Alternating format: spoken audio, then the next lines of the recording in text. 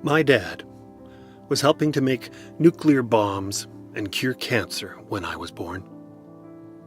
It was 1963, the year Kennedy was shot, when Martin Luther King gave his famous "I Have a Dream" speech. Beatlemania was just starting. Zip codes were invented and the polio vaccine finally handed out in the US and abroad. So much was going on when I popped out and took my first breath of fresh northern Saskatchewan air. I was quite oblivious to it all. Now, for those of you unfamiliar with Canadian geography, Saskatchewan is the third province from the left.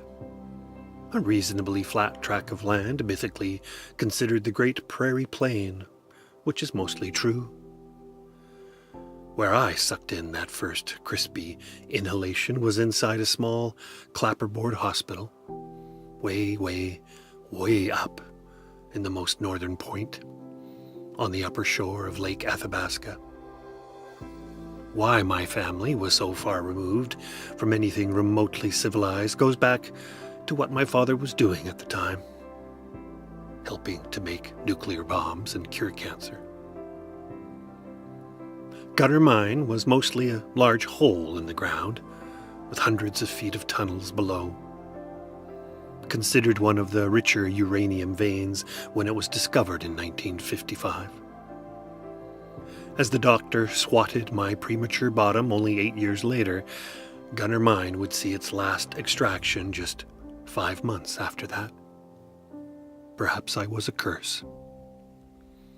Uranium is a dark, silvery rock, very heavy to hold. When chemically processed, it is transformed into yellowcake for nuclear bombs, power plants, and its isotopes used in blasting cancer cells from our bodies. Thus my heroic claim about my father. Sure, he worked in the wood shop, but he participated. Once the ore had dried up, they blew a section of the mine wall away so Athabasca Lake could simply fill in the space where all the digging had taken place. By December of my first year, the entire family was aboard a DC-3 on our way back to the Stampede City of Calgary, and me barely with my eyes open.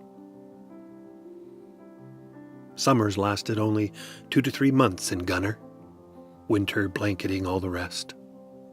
Upwards of 400 people ran and worked the mine, all living just a stone's throw from the pit itself.